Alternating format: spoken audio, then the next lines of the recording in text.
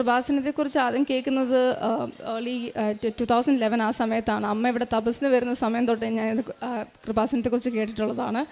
2020 ഞാൻ light A candle prayer ചെയ്തു.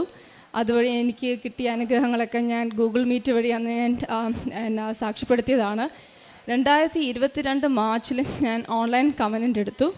അത് കഴിഞ്ഞ ഉടനെ 2022 ഏപ്രിലിൽ ഞാൻ എൻ്റെ കല്യാണത്തിനായി നാട്ടിൽ വന്നിട്ടുണ്ടായിരുന്നു. കല്യാണത്തിൻ്റെ ഒരു 3 ദിവസം മുമ്പ് കൈ കഴുകുന്നതിൻ്റെ ഇടയിൽ എൻ്റെ എൻഗേജ്മെൻറ്റ് റിങ് വാഷ് ബേസിനിൽ കൂടെ ഒഴുകിപ്പോയി. എന്ത് ചെയ്യണമെന്ന് അറിയത്തില്ല. I screamed and cried for help. അപ്പോൾ ഓടി വന്നു.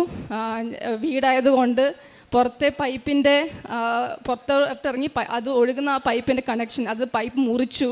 എന്നിട്ട് കണക്ഷൻ ബ്ലോക്ക് ചെയ്തു. എന്നിട്ടും നമുക്കറിയത്തില്ല അത് ഓൾറെഡി ഒഴുകി അണ്ടർഗ്രൗണ്ട് ടാങ്കിൽ പോയിട്ടുണ്ടോ ഇല്ലയോ എന്ന് നമുക്കറിയത്തില്ലായിരുന്നു. അങ്ങനെ അപ്പം ഞാൻ തീർത്ഥാടന ഉടമ്പടി എടുത്തിട്ടില്ല. അമ്മ തന്നൊരു കുഞ്ഞ് കാശ് രൂപ എന്നും എൻ്റെ മാലയിൽ കോർത്തിട്ടുണ്ടായിരുന്നു ഇവിടുത്തെ. അതിൽ പിടിച്ച് പ്രാർത്ഥിച്ചു, എല്ലാവരും പ്രാർത്ഥിച്ചു, കരച്ചിലായി. ഒരു കല്യാണ വീട് വല്ലാത്തൊരു സിറ്റുവേഷനിലേക്ക് തന്നെ പോയി. അത് കഴിഞ്ഞിട്ട് അന്ന് അതൊരു 4 മണി സമയത്താണ് നടക്കുന്നത്. അതായത് പെസഹയുടെ അന്നാണത് നടക്കുന്നത്. അപ്പോൾ പെസഹ ഇത് കഴിഞ്ഞു. ദുഃഖവെള്ളി രാവിലെ ഞാൻ 5:30 എഴുന്നേറ്റ് പ്രത്യക്ഷീകരണ പ്രാർത്ഥന ചൊല്ലി. അന്ന് രാത്രി ഒന്നും ഉറങ്ങാനൊന്നും പറ്റിയൊന്നുമില്ല. 6 മണിയൊക്കെ അപ്പോൾ പതുക്കെ നേരം വെളുത്തപ്പോഴത്തേക്കും എൻ്റെ ഇങ്ങനെ മാതാവ് പറയുന്ന പോലെ എനിക്ക് തോന്നി ആ പൈപ്പിൻ്റെ ഉള്ളിൽ കൂടെ ഒന്ന് പോയി നോക്കാൻ. അപ്പം എൻ്റെ അപ്പയുടെ ചേട്ടൻ്റെ ഒരു ലോങ് വിഷൻ ടോർച്ച് അവിടെ ഇരിപ്പുണ്ടായിരുന്നു. ഞാൻ അത് എടുത്തുകൊണ്ട് പോയി. അവിടെ മൊത്തം വെള്ളമാണ്. കാരണം നമ്മളിങ്ങനെ വെള്ളം ഒഴുക്കി കളയെ കാണാം. അതിൻ്റെ അകത്തുനിന്ന് എന്തെങ്കിലും പറഞ്ഞെങ്കിൽ വന്നോട്ടെ എന്ന് വിചാരിച്ചു. ആ വെള്ളത്തിൽ കിടന്ന് ഞാൻ ആ ടോർച്ചിട്ട് നോക്കിയപ്പോഴത്തേക്കും എൻ്റെ മോതിരത്തിൻ്റെ കല്ല് അതിൻ്റെ ഉള്ളിൽ കിടന്ന് ഷൈൻ ചെയ്യുന്നു.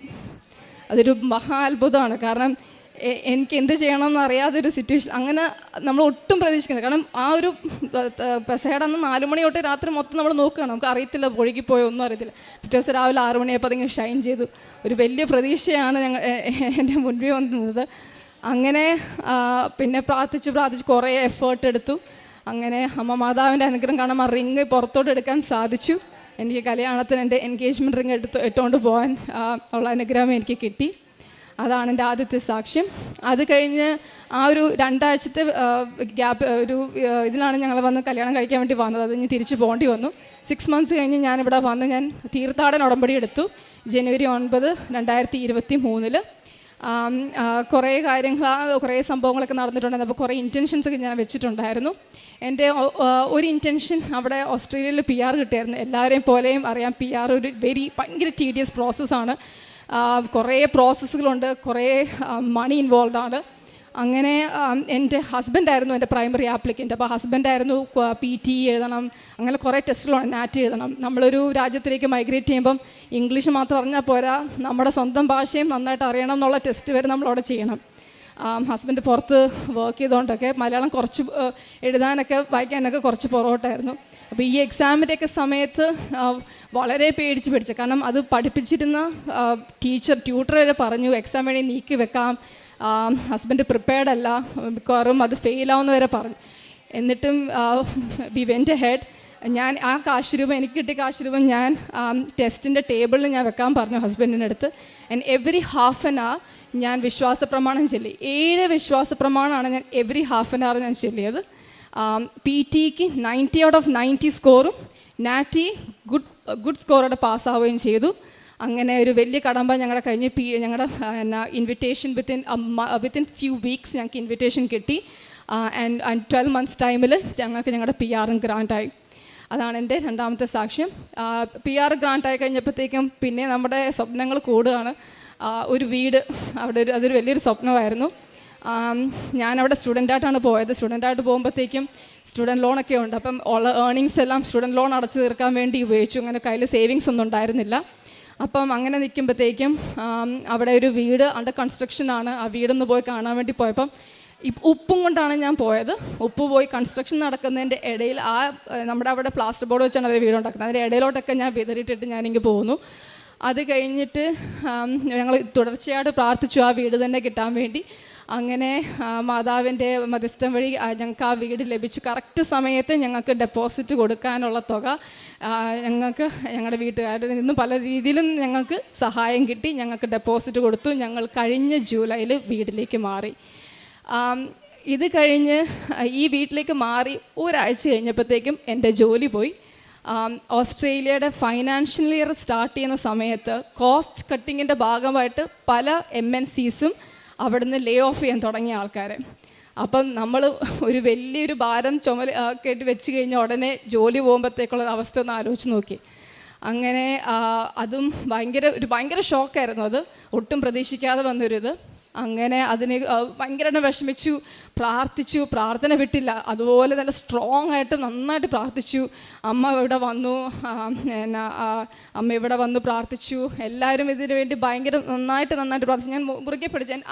എനിക്കിവിടെ നിന്ന് കിട്ടിയ രൂപ ഞാൻ എൻ്റെ എപ്പോഴും എൻ്റെ കൂടെ തന്നെ ഉണ്ടായിരുന്നു. എൻ്റെ മാലയിൽ ഞാൻ എപ്പോഴും കോർത്തിടുമായിരുന്നു. ഞാൻ ഒരിക്കലും അത് മാറ്റാറില്ല. അങ്ങനെ പ്രാർത്ഥിച്ച് അവരൊരു കൺക്ലൂഷന് വന്നു. എൻ്റെ പൊസിഷനാണ് ഇമ്പാക്റ്റ് ആയത്. അതായത് ഞങ്ങൾ 4 പേര് ഒരേ വർക്ക് ചെയ്യുന്ന 4 പേരുടെ നമ്പർ കട്ട് ഡൗൺ ചെയ്ത് അവർ 2 പേരാക്കി. അപ്പോൾ അങ്ങനത്തെ ഒരു സിറ്റുവേഷനിൽ പിന്നെ ഉള്ളത് നോക്കുന്നത് അവർ നമ്മുടെ പെർഫോമൻസ് നോക്കുക എന്നുള്ളതാണ്. അപ്പോൾ അതിൻ്റെ തൊട്ട് മുമ്പ് എനിക്കൊരു പ്രോജക്റ്റ് കിട്ടി. അത് എനിക്കല്ല, വേറൊരാൾക്ക് പോയിട്ട് പുള്ളി വേണ്ടാന്ന് പറഞ്ഞൊരു പ്രോജക്റ്റാണ് എനിക്ക് വന്നത്. ആ പ്രോജക്റ്റ് അത് ഇപ്പോഴും ഞാൻ വിശ്വസിക്കുന്നു അത് അമ്മ മാതാവ് എനിക്ക് കൊണ്ട് തന്നതാണ്. കാരണം ആ പ്രോജക്റ്റ് ഇല്ലായിരുന്നെങ്കിൽ എനിക്ക് എൻ്റെ ജോലി നഷ്ടപ്പെട്ട് പോകുമായിരുന്നു. പിന്നെ ഞാൻ വേറെ ജോലിക്ക് വേണ്ടി നോക്കേണ്ടി വന്നേ. അത് കാരണം എനിക്ക് 1 മാസത്തെ റിവ്യൂ, 1 മാസം നമ്മളിങ്ങനെ ടെൻഷൻ അടിച്ചിരിക്കുകയാണ്, നമുക്ക് ജോലി ഉണ്ടോ ഇല്ലയോ എന്നുള്ള ടെൻഷൻ. നമുക്ക് വേറെ എവിടെ അപ്ലൈ ചെയ്താലും ഒരു പോസിറ്റീവ് റെസ്പോൺസും ഇല്ല. എനിക്ക് 3 വർഷത്തെ ഓസ്ട്രേലിയൻ എക്സ്പീരിയൻസും ഇവിടുത്തെ 4 വർഷത്തെ എക്സ്പീരിയൻസും ഉണ്ടായിട്ടും ഒരു പോസിറ്റീവ് റെസ്പോൺസ് എനിക്ക് അവിടെ നിന്ന് കിട്ടിയില്ല ജോലിക്ക് അപ്ലൈ ചെയ്തിട്ട്. അപ്പം നമ്മളിങ്ങനെ ടെൻഷൻ അടിച്ചിരിക്കുന്ന ആ 1 മാസത്തിൽ റിവ്യൂ വന്നു. എനിക്ക് ആ ജോലി തന്നെ എനിക്ക് അവരെന്നെ റീറ്റെയിൻ ചെയ്തു. അതാണ് എൻ്റെ അടുത്ത സാക്ഷ്യം. വേറൊന്നും ഞാൻ ഇൻറ്റൻഷനിൽ വെച്ചത്, ഞാൻ കഴിഞ്ഞ പ്രാവശ്യം ഞാൻ നാട്ടിൽ വന്നു കഴിഞ്ഞപ്പോഴത്തേക്കും ഞങ്ങൾക്ക് ഇൻറ്റേർണലി ഞങ്ങളുടെ ഫാമിലിയിൽ കുറച്ച് ഇഷ്യൂസൊക്കെ ഉണ്ടായി. ഞാനും എൻ്റെ സിസ്റ്ററും തമ്മിൽ ചെറിയൊരു പ്രശ്നങ്ങളൊക്കെ വന്നു. നമ്മൾ പ്രായം കുറഞ്ഞ് നമ്മൾ കൊച്ചു പിള്ളേരായിരിക്കുമ്പോൾ ഉള്ള ഒരു പ്രശ്നമല്ല, വലുതാകുമ്പോഴത്തേക്കും പ്രശ്നങ്ങൾ വരുന്നത്. അത് കൂടുതൽ ഭയങ്കര ഇൻറ്റൻസ് പ്രശ്നങ്ങളിലേക്കൊക്കെ പോയി. അങ്ങനെ ഞാനത് ഇൻറ്റൻഷനായിട്ട് തന്നെ വെച്ചു. വീട്ടിലേക്ക് സമാധാനവും സന്തോഷവും സ്നേഹവും എല്ലാം തിരിച്ചു വരണമെന്ന് ഞാൻ പ്രാർത്ഥിച്ചു. അതിനുവേണ്ടി ഞാൻ ഒരു പ്രേ റോസറി, അതിന് ഒരു രഹസ്യം ഞാൻ അതിനുവേണ്ടി മാത്രം വെച്ചു, ജീവിതത്തിൽ സമാധാനത്തിന് വേണ്ടി. അങ്ങനെ അതിൻ്റെ ഫലമായിട്ട് പ്രശ്നങ്ങളെല്ലാം സോൾവായി. ഇപ്പം ഞങ്ങളുടെ കുടുംബത്തിൽ 3 പേരാണ് ഉടമ്പടിയിലുള്ളത്. ഞാനും എൻ്റെ അമ്മയും എൻ്റെ അനിയത്തിയും ഉടമ്പടി വന്നു. അങ്ങനെ ഇപ്പം ഒരു പ്രശ്നങ്ങളും ഇല്ലാതെ ഞങ്ങൾ സന്തോഷമായിട്ട് തന്നെ മുന്നോട്ട് പോകുന്നു. അതാണ് എൻ്റെ അടുത്തത്. പിന്നെയുള്ള ഒരെണ്ണം, എൻ്റെ ഒരു ഹസ്ബൻഡിൻ്റെ പേഴ്സ് ലൂസ് ചെയ്തതാണ്. അവിടെ നമ്മൾ ക്യാഷൊന്നും അവിടെ ക്യാരി ചെയ്തില്ലെങ്കിലും നമ്മുടെ നാഷണൽ IDs പിന്നെ അതുമാത്രമല്ല നമ്മുടെ ക്രെഡിറ്റ് കാർഡ്സ് എല്ലാം അതിൻ്റെ അകത്തുണ്ട്. അപ്പോൾ അതൊരു ഭയങ്കര നമ്മളത് കാണാതെ പോകുമെന്ന് പറയുന്നത് ഭയങ്കര ഒരു ബുദ്ധിമുട്ടുള്ള കാര്യമാണ്. അപ്പോൾ ഞങ്ങൾ തപ്പാൻ പറ്റുന്നിടത്തൊക്കെ ഞങ്ങൾ തപ്പി, പോയ സ്ഥലത്തോട്ടൊക്കെ പോയി നോക്കി, ഒന്നിടത്തും കിട്ടിയില്ല. അത് കഴിഞ്ഞിട്ട് അന്ന് ഞായറാഴ്ച രാവിലെ ആയിരുന്നു. ഞാൻ പറഞ്ഞു ഞാൻ എന്തായാലും കുർബാന അറ്റൻഡ് ചെയ്യാൻ പോവാണ്, ഞാൻ കുർബാനയ്ക്ക് പോകാമെന്ന് പറഞ്ഞ് എന്നെ കൊണ്ട് കുർബാനയ്ക്ക് വിട്ടു ആൾ. ഞാൻ കുർബാന നടക്കുന്നിടയ്ക്ക് ഇങ്ങനെ മെസ്സേജ് വന്നുകൊണ്ടിരിക്കുക, എനിക്കിവിടെ ഒന്നും കിട്ടുന്നില്ല. ഞാൻ അവിടെ നോക്കി ഇവിടെ നോക്കി, വണ്ടിയുടെ ബാക്കിലത്തെ സ്റ്റെപ്പിന് വരെ പൊക്കി നോക്കി, അവിടെ ഒന്നും നമ്മൾ പോകത്തോലില്ല. അവിടെ വരെ നോക്കി, പേഴ്സ് കിട്ടിയില്ല. ഞാൻ പറഞ്ഞു കുർബാന തീരട്ടെ, കുർബാന തീരുമ്പോഴത്തേക്കും ദൈവമാതാവ് എല്ലാം ശരിയാക്കി തരും എന്ന് ഞാൻ പറഞ്ഞു. അത് കഴിഞ്ഞ് കുർബാന കഴിഞ്ഞ് ഞാൻ പുറത്തോട്ടിറങ്ങിയപ്പോൾ പുറത്തെ ആളെ എനിക്ക് വേണ്ടി വെയിറ്റ് ചെയ്യണം. എന്നോട് പറഞ്ഞ് കിട്ടിയില്ല, ഞാൻ എല്ലാം എൻ്റെ കാർഡ്സ് എല്ലാം ക്യാൻസൽ ചെയ്യാൻ പോവാണ് എന്ന് പറഞ്ഞപ്പോൾ ഞാൻ പറഞ്ഞു എനിക്ക് 1 സെക്കൻഡും കൂടെ ഞാനൊന്നും കൂടെ നോക്കട്ടെ എന്ന് പറഞ്ഞ് എനിക്ക് മനസ്സിലിങ്ങനെ തോന്നുന്നു സീറ്റിൻ്റെ ഇടയിൽ നോക്കാം. നമ്മൾ സീറ്റിൻ്റെ ഇടയിലോട്ട് നോക്കി, അതായത് നമ്മളെ ഹാൻഡ് റെസ്റ്റും സീറ്റും തമ്മിലൊരു ചെറിയൊരു ഗ്യാപ്പുണ്ട്. നോക്കിയപ്പം ഒരു വലിയ പേഴ്സുണ്ട്, ആക്ച്വലി ഒരു കട്ടിയുള്ള പേഴ്സാണ്, കാരണം കാർഡ്സൊക്കെ ഇരിക്കുന്നുണ്ട്. അത് അതിൻ്റെയൊക്കെ സ്ലിപ്പായി പോയി കിടക്കുക. എന്നോട് പറഞ്ഞു ഞാൻ ഇവിടെ എല്ലാം നോക്കിയത്, എൻ്റെ കണ്ണിൽ പെട്ട പോലും ഇല്ലെന്ന് ഞാൻ പറഞ്ഞു. അപ്പോൾ ഞാൻ പറഞ്ഞു ഞാനത് പ്രാർത്ഥിച്ചതാണ്, ഞാൻ പറഞ്ഞതല്ലേ കുർബാന തീരട്ടെ, കുർബാന തീരി കഴിയുമ്പോഴത്തേക്കും മാതാവ് എല്ലാം ശരിയാക്കി തരും. അങ്ങനെ അതും എല്ലാം ശരിയായി. ഞാനിപ്പം വെക്കേഷന് വേണ്ടി വന്നതാണ്, ക്രിസ്മസും ന്യൂ ഇയറും വീട്ടുകാരെ സ്പെൻഡ് ചെയ്യാൻ വേണ്ടി വന്ന് വിത്തിൻ 2 days ഞാനിവിടെ വന്ന് ഉടമ്പടി പുതുക്കുകയും ചെയ്തു. ആത്മീയമായ കുറേ അധികം വളർച്ച ഉണ്ടായി. ഞാൻ ബൈബിൾ വായിക്കാൻ കുറച്ചും കൂടെ ഭയങ്കര ഉത്സാഹമുണ്ടായി. അതുമാത്രമല്ല സാറ്റർഡേയ്സ് ആൻഡ് സൺഡേയ്സ് ഞാൻ മാസ് അവിടെ മിസ് ചെയ്യാറില്ല. ഞാൻ അവിടുത്തെ പള്ളിയിൽ പോയി തന്നെ മാസ് അറ്റൻഡ് ചെയ്യും. വീക്ക് ഡേയ്സ് ജോബിൻ്റെ ഇത് കാരണം യൂഷ്വലി എനിക്ക് പറ്റത്തില്ല. ബട്ട് പറ്റുന്നിടത്തോളം ഞാൻ ഓൺലൈനാണ് അറ്റൻഡ് ചെയ്യുന്നത്. കുമ്പസാരിക്കും, റെഗുലർ കൺഫെഷൻസ് തുടങ്ങി. ഏറ്റവും മാക്സിമം 1 month, അതിനപ്പുറം പോകാറില്ല. Maximum I try to do it every 2 weeks. അങ്ങനെ ആത്മീയമായിട്ട് വളർച്ചു വന്നു. പിന്നെ അത് മാത്രമല്ല, ദേഷ്യം, എനിക്ക് ഭയങ്കര ദേഷ്യമായിരുന്നു. അതൊക്കെ കുറേയൊക്കെ കുറഞ്ഞു. അങ്ങനെ ദേഷ്യം വരുമ്പോൾ ഞാൻ എന്ത് ചെയ്യുന്നത് വെച്ചാൽ നേരെ പോയി ബൈബിൾ വായിക്കും. അപ്പോഴത്തേക്കും കുറച്ചങ്ങ് അടങ്ങും, ഭയങ്കരമായിട്ട് അടങ്ങും ബൈബിൾ വായിച്ചു കഴിഞ്ഞാൽ ദേഷ്യമൊക്കെ. അങ്ങനെ അതിലോട്ടൊക്കെ വന്നു. കാരുണ്യ പ്രവൃത്തിയായിട്ട് ഞാൻ ചെയ്യാൻ തുടങ്ങിയത്, അവിടെ കുറേ വോളണ്ടിയറിങ് വർക്ക് ഉണ്ട്. നമ്മൾ ഫൈനാൻഷ്യലി നമുക്ക് അവിടെ ഇരിക്കുന്നവരൊക്കെ ഹെൽപ്പ് ചെയ്ത് കഴിഞ്ഞാൽ അത് ഭയങ്കരമായിട്ട് മിസ്യൂസ് ചെയ്യവർ. അപ്പം ഞാൻ വോളണ്ടിയറിങ് വർക്കിന് പോകാൻ തുടങ്ങി, കിച്ചണിലൊക്കെ വർക്ക് ചെയ്യാൻ തുടങ്ങി.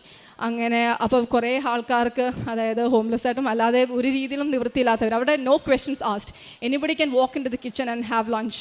അങ്ങനെയാണ്. അങ്ങനെ 250+ ആൾക്കാരെ അറ്റ് എ ടൈം സെർവ് ചെയ്യുന്ന അവിടെയൊക്കെ പോയി ഹെൽപ്പ് ചെയ്യാൻ, കിട്ടുന്ന ഓപ്പർച്യൂണിറ്റീസൊക്കെ ഹെൽപ്പ് ചെയ്യാൻ തുടങ്ങി. ഫൈനാൻഷ്യലിയും ഭയങ്കരമായിട്ടും നമ്മൾ ഒരു ഇതെടുത്ത് ഞാൻ ചെയ്യാൻ തുടങ്ങി. അവിടെ സീക്രട്ട് ഹാർട്ട് മിഷൻ, അവിടെ വിന്നീസ് എന്ന് പറഞ്ഞിട്ടുണ്ട്, which is very similar to Saint Vincent ഇപ്പോൾ. അവിടെ പോയി ഡൊണേഷൻ ആണെങ്കിലും ഫൈനാൻഷ്യലി ആണെങ്കിലും അല്ലാതെയും ഡൊണേറ്റ് ചെയ്യാനൊക്കെ അങ്ങനെ കുറേ കാരുണ്യ പ്രവർത്തികളൊക്കെ ചെയ്യാൻ സാധിച്ചു. നാട്ടിൽ വരുമ്പോൾ കുറച്ചും കൂടെ എനിക്കിതുണ്ട്. ഞാൻ ഇവിടെ വന്നു കഴിഞ്ഞാലും ഇവിടെ ഒരു group of kids who goes through a little bit of abuse and everything, അവരെയൊക്കെ പോയി മീറ്റ് ചെയ്യാനും ഫൈനാൻഷ്യലി ആണെങ്കിലും അല്ലാതെയൊക്കെ അവരെ ഹെൽപ്പ് ചെയ്യാനും അവരുടെ ചെറിയൊരു ചിറ്റാറ്റൊക്കെ ചെയ്യാനൊക്കെ എന്നെക്കൊണ്ട് സാധിച്ചു ഇവിടെ വന്നു കഴിഞ്ഞിട്ട്. ഇതൊക്കെയാണ് എല്ലാം കൊണ്ടും സ്പിരിച്വലി എനിക്കൊരു ഗ്രോത്ത് ഇവിടെ വന്നത്. എല്ലാ അനുഗ്രഹങ്ങൾക്കും പരിശുദ്ധ മാതാവിൻ്റെ മധ്യസ്ഥം വഴി തിരുക്കുമാരൻ നൽകിയ എല്ലാ അനുഗ്രഹങ്ങൾക്കും അമ്മയ്ക്കും തിരുക്കുമാരൻ ഞാൻ കോടാനുകോടി നന്ദി പറയുന്നു. വിശുദ്ധ ഗ്രന്ഥത്തിൽ ജോഷുവയുടെ പുസ്തകം 24:13 തിരുവചനം അരുളി ചെയ്യുന്നു: നിങ്ങൾ അധ്വാനിക്കാത്ത ഭൂമിയും നിങ്ങൾ പണിയാത്ത പട്ടണങ്ങളും നിങ്ങൾക്ക് ഞാൻ തന്നു. നിങ്ങൾ ഇന്നിവിടെ വസിക്കുന്നു. നിങ്ങൾ നട്ടുവളർത്താത്ത മുന്തിരിത്തോട്ടത്തിൻ്റെയും ഒലിവ് തോട്ടത്തിൻ്റെയും ഫലം നിങ്ങൾ അനുഭവിക്കുന്നു.